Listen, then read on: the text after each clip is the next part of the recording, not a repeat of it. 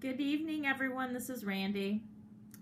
So it's Friday night. It's a week before Christmas, and I watched an awesome video by Spartan Life Coach.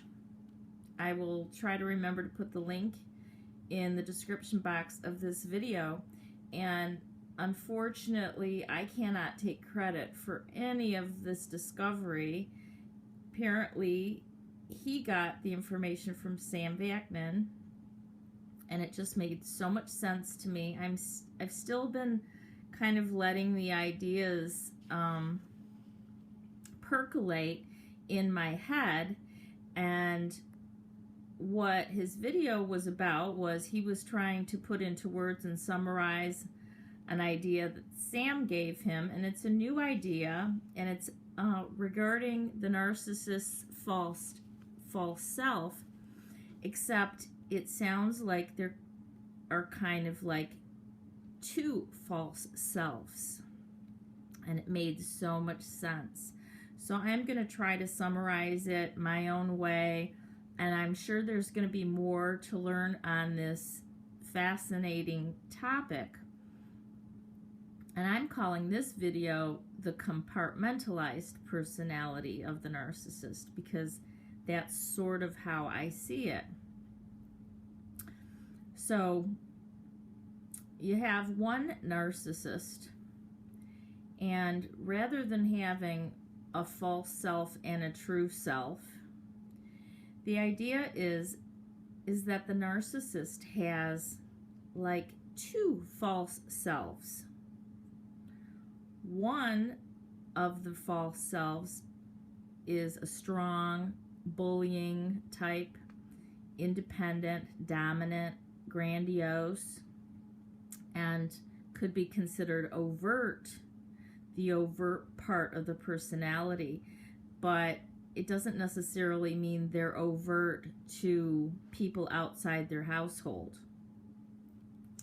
But that overbearing, bossy, overt type of personality that comes out with the spouse, the girlfriend, the boyfriend, the children. And then the narcissist also hypothetically has a second false self, and that second false self is the weak, vulnerable, clingy, victim-like personality that is more covert because they don't feel comfortable with anybody except those very close to them expressing their victim mentality. The personalities tend to show up or to fade into the background depending on the amount of narcissistic supply that the narcissist is getting at any given time. One aspect of the personality does not or cannot accurately recall things that are said or done by the other part of the false self, which would explain how a part of the memory problems that we see with narcissists. What Spartan Life Coach reminded us of is that memory is closely connected to genuine emotions. So we are able to remember things that produced strong, genuine emotions in our brains. Well, with the narcissist having a diminished sense of genuine emotions, that is also a contributor to their poor memory, because if they're unable to connect having strong feelings about something and then file it away in their brain, then they have little filed away in their brain to then recall at a later time. So where my hypothesis comes in, related to what Spartan Life Coach said in his video, and his is called something like multiple personality or split personality of the narcissist. So I'm thinking that both parts of the personality sees the weak, vulnerable part. So both parts are aware that the weak, vulnerable part exists, and that both parts of the false self see the vulnerable self as caring, loving, self-sacrificing, emotional, and victimized by others. And this could be why the narcissist really believes that they know how to love and that they're loving and caring, because they're aware, the false selves are aware of the weak, vulnerable self being there. And I also think that both parts of the personality see the dominating, grandiose, and bully part as a competent, superior, funny, invincible know-it-all. Now that's the one who will smirk when he sees others in pain, or when he sees people with hurt feelings after they've been teasing the crap out of you. Both of parts of the personality can also rage. So the weak, vulnerable part can go into a rage with a narcissistic injury, and the superior bully part can rage as well, but their rage is more like a laughing kind of an evil kind of a rage. They kind of catch themselves when they're upset and might pull back, because obviously someone as great as them is almost too good to get upset over something petty. But anyway, both parts can rage is my hypothesis. But I think that it's primarily the weak part of the false self that is predisposed to rage. The narcissist, in my opinion, loves their dominating, grandiose side of their personality. And when they're unable to connect with that euphoric mania, that side of them, they become miserable and they blame others around them for the fact that they're not getting enough supply. Therefore, they're unable to connect with that euphoria.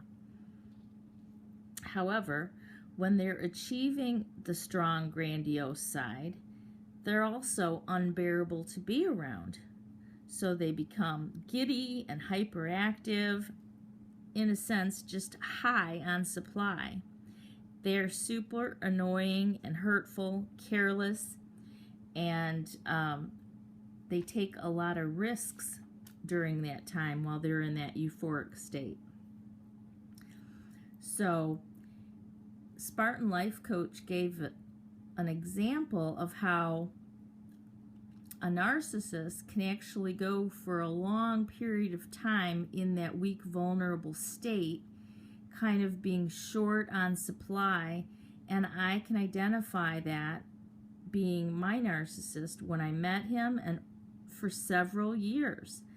That grandiose, euphoric, bullying, nasty part would only come out in spurts, and it would come out when he was getting extremely overconfident about his job prospects and his ability to make money, or when he was anticipating making a lot of money.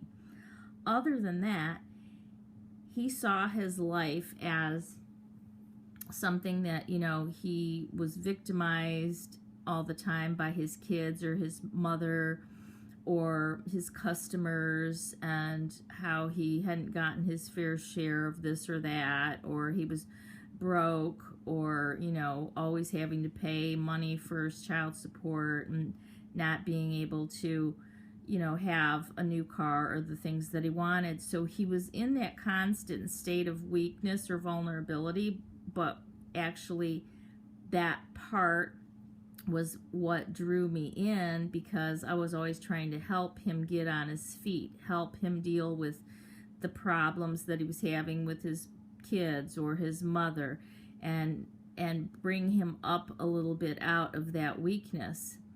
And sometimes I was successful in doing that, sometimes not. But when I found that whatever was going on in his life gave him too much of a high, too much supply, like he made a bunch of money on a big job, or if he got drunk and, you know, somehow got in a good mood and started thinking about how great he was and the things he's done in the past, or, you know, things were brought up that reminded him of how, you know, how talented he is, that he became unbearable. So it was like this teeter-totter, like, you know, it was miserable when he was in the very low depths of weakness and rage and victimization, and then it was also equally, if not more, actually it was more unbearable to see him in his excitable, hyperactive, grandiose state. I mean, once in a while it was fun, but he could never achieve a balance between those, and it was either one or the other. He could never balance out and just kind of like, I don't know, be normal. And so I think I was always searching for the true self somewhere, something in between the weak, vulnerable, victimized, rageful, depressed one and the unbearable, grandiose one. And I could never seem to catch him in an even keel, in a balance. He was always either one extreme or the other, and we know that narcissists go to extremes. So it really made a lot of sense when I heard Spartan Life Coach's video, that basically he got the knowledge and understanding from Sam Vaknin that there's really like two distinct false selves, and that true self never comes out. It is totally buried. But this explains how we can see both sides, and that the covert, overt narcissist is kind of a fluid idea, that they go back and forth from one to the other, and it's all depending on the amount of supply that they have. It doesn't stabilize itself out for long periods. It's like quick cycles. It's not like they only, you know, they can't be even ever, and they can stay in the weak, vulnerable one if their life is going badly. And actually right now, my narcissist, I'm pretty sure he's in the manic euphoric state, because he just inherited a bunch of money. And so money had always been his biggest problem, his, you know, biggest narcissistic injury. Now that he's got that, he is probably super high on having all that money in the bank, and which means, you know, he's got to be just totally unbearable to live with. And either way, it's like a catch-22. Thinking of him either way is misery, and, you know, remembering my constant battle to try to even him out or help him to achieve balance. And this is why they look so bipolar. This is why they look like they have a split personality, the Jekyll and Hyde phenomenon. So I thought this video by Spartan was really helpful, and I will put the link in the description box. I'm sure and I hope that we will hear more about these two false selves. Thanks for listening. Have a great weekend.